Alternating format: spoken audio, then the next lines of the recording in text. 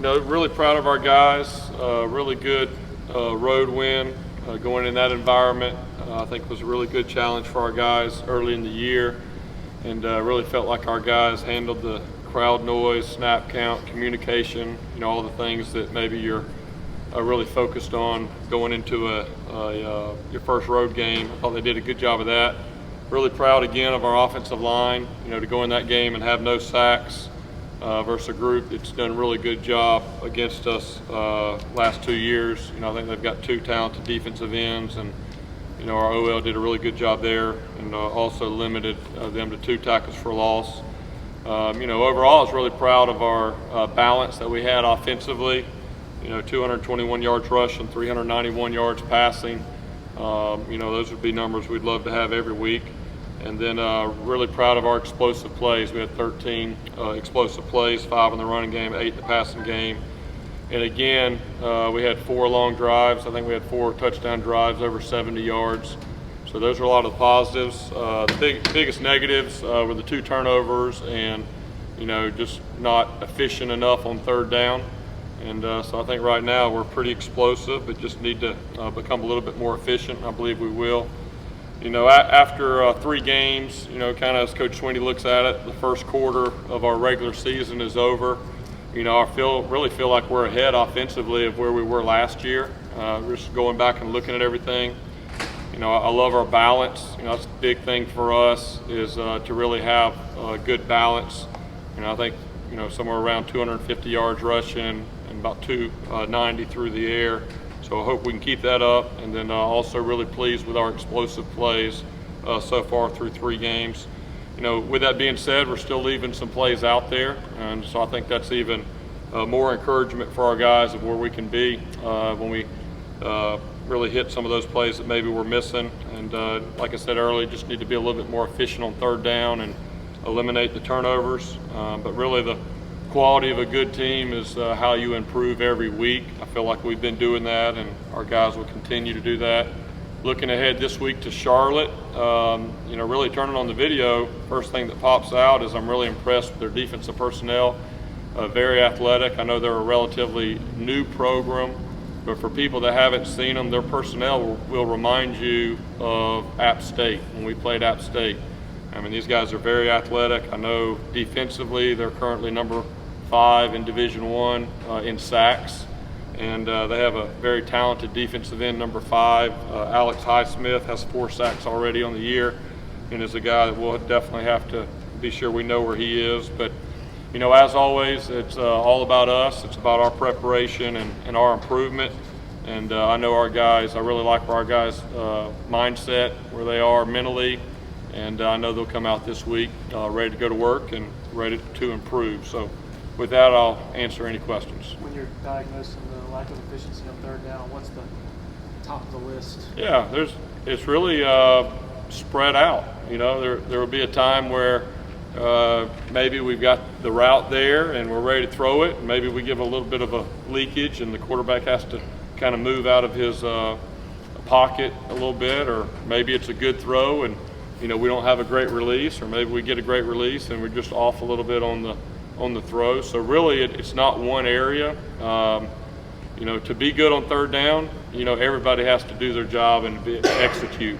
And so I think it's really just, the mindset of everybody taking ownership and doing a better job overall on third down and being able to execute the plays that are there.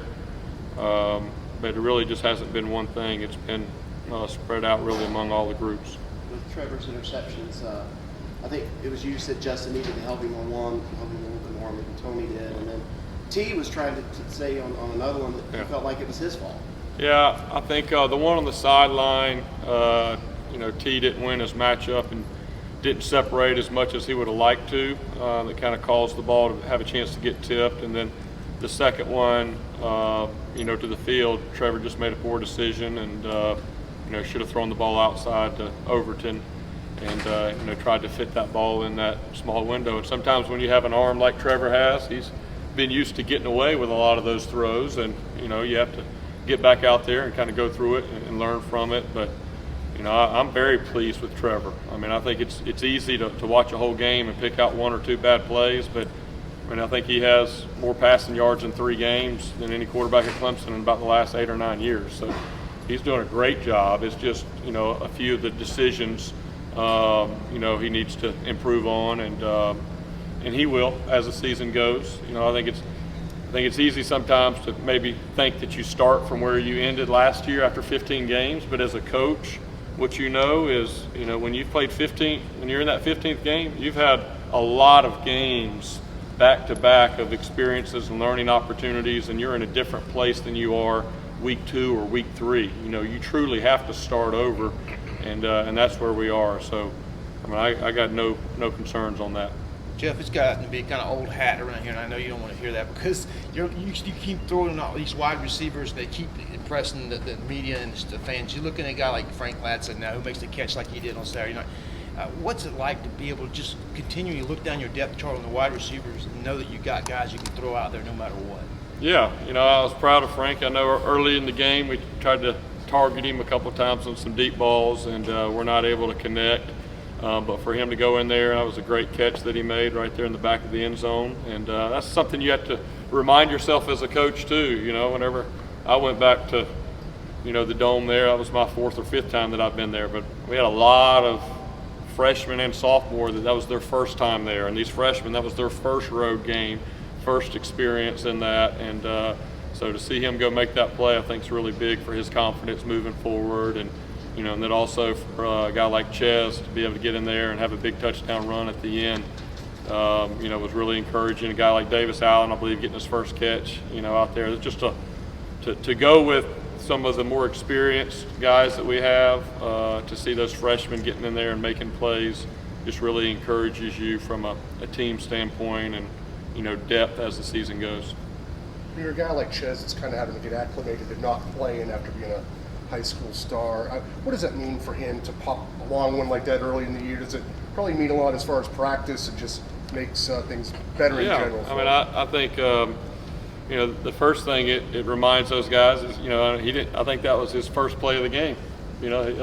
He got in there right there at the end, and that was his first play, and it went all the way to the end. So that's what we tell those guys. Sometimes as young players, as they're having to kind of wait their turn and kind of earn more reps, we tell them, hey, the reps you get, make those count. Don't count how many reps you get. Just make those reps that you get count. And he did. He had, I think, one rush for a big-time touchdown run. But to me, what stood out was seeing our guys on the sideline, seeing how excited they were for him to go in there and score. And then obviously everybody sees Ches, but the other guys you don't see is, you got some freshman offensive linemen that are in there blocking for him on that touchdown run. So that's a great experience for those guys as well. And, really just, great overall. But yeah, there's a lot of those young guys that we're going to count on at some point. We've kind of gotten used to playing a lot of games throughout these seasons. So, we kind of know that it's going to be a long year and there's going to be more opportunity as it goes. It just, this year is different. We've started off with 3, big games right out the bat. And I think someone said first time since 2005 that we played 3 Power 5 teams, to start the season. So 2 ACC teams and Texas A&M right off the bat. As the season goes, those guys will get more opportunities. But I've been real pleased with what those young guys have done so far when they've gotten in there. Jeff, what does Amari's touchdown run do for his confidence? It's one thing to be back. Yeah. It's another thing to know that you're back the same way you were before. That was huge, and I think for him, how hard he's worked. He's during those long rehab sessions when you're in there and it's just you and the trainer, and you're in there early in the morning or late at night. You're thinking about those moments that are coming up, and for him to be able to go out there and do it on that stage was really big for him, his confidence, and then also just for our entire offense, to get Amari back and to have him. And we've got obviously a lot of talented guys, but Amari's a different type of player for us too in that wide receiver room that brings a lot. Everybody was very happy for him, and like you said, it wasn't just that he got back to being well enough to play. but really to get back, I mean, I was thinking about his long runs he had against Florida State, outrunning guys. I mean, and that's what I told him when he got back to the sideline. I said, hey, welcome back. You're ready to go. Do you feel like some of the criticism, even some of the announcers were talking about Trevor being out of sync, is a little undeserved? People expecting to see the Trevor that they saw against Alabama this early with new receivers and new guys?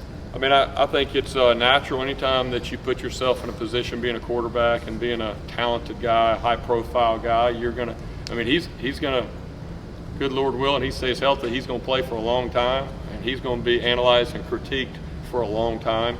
I think the biggest thing for him and for us is to realize that really anything that's being said outside really doesn't mean anything. It's really all about keeping things inside and working to improve and getting in the meeting room and learning and really knowing the truth of what's going on and not getting caught up. And I think it's one thing that Coach Sweeney's done a great job of since he got to Clemson is really, focusing on us and kind of going from inside out and not getting caught up on what's on the outside. And, and I think our guys do about as good a job as you can, obviously with social media and everything out there. I mean, these guys are going to hear things and see things just as you will as coaches. But, I think that Trevor's a very confident, he's got a quiet confidence about him.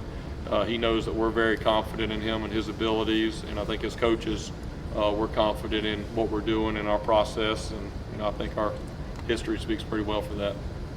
As a coach, when you go back and you turn on the film, where do you find the balance between 41 points, 25 first downs, 612 yards, and still trying to teach based off of that production?